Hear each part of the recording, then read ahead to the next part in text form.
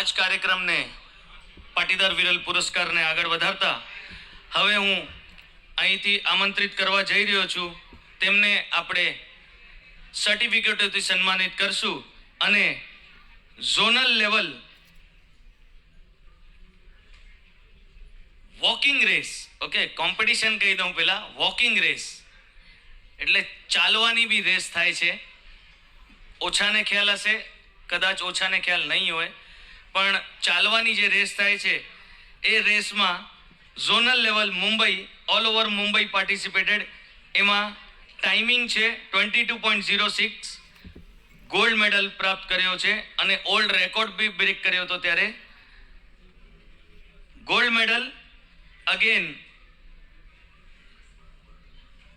21.14.2 second અને પોતાનો જ રેકોર્ડ ત્યારે તોડ્યો હતો. પછી આગળ વધતા regional level Mumbai, all over Mumbai, Pune, Nashik એનામાં પાર્ટિસિપેટ કર્યું. ત્યાં સિલ્વર મેડલ અને qualified for the nationals 2023 silver medal પ્રાપ્ત કરીને ત્યારબાદ બ્રોન્ઝ મેડલ. નેશનલ લેવલ પર બેંગલુરુમાં ઓલ ઇન્ડિયા પાર્ટિસિપેશનમાં 5th પોઝિશન 2023માં.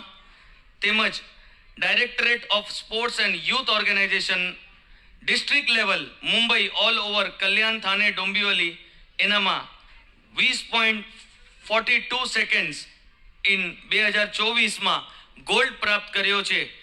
તો આ જ દીકરીને આપણે સન્માનિત કરવા માટે હું વિનંતી કરીશ ટ્રસ્ટી શ્રી એવા શાંતિલાલ કાનજી ભગત તેમજ ટ્રસ્ટી શ્રી એવા અરુણ હંસરાજ નાકરાણીને કે તે આગળ આવી અને પ્રોત્સાહિત કરશે, પુરસ્કૃત કરશે. ક્રિશા હેમાલી મનીષ રંગાણી,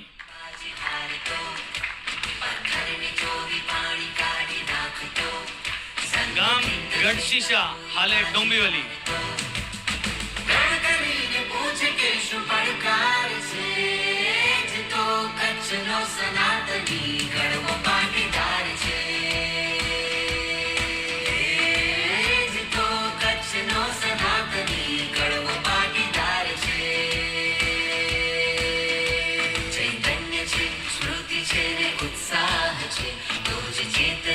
શૌર્ય સુવિકાસ છે તો કચ્છનો સનાતની કડવો પાટીદાર છે.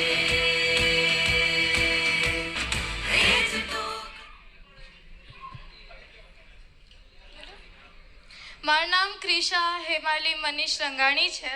હું એક નેશનલ વોકર છું.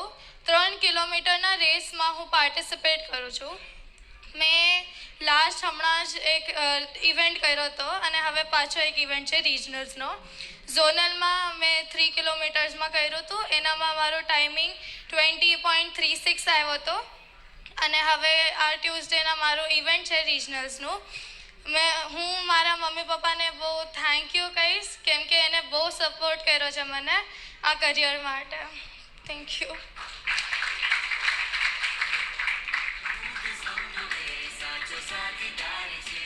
ખૂબ ખૂબ ધન્યવાદ આપનો. હમણાં જ અમે જોયું જ્યારે ચાલીને આવતા હતા ત્યારે પણ દીકરી માતા પિતાને પાછળ મૂકીને આગળ આવી ગઈ. આ રેસમાં બી જીતી ગઈ. એટલે વોકિંગ રેસની આદત પડી ગઈ છે. તો આગળ વધતા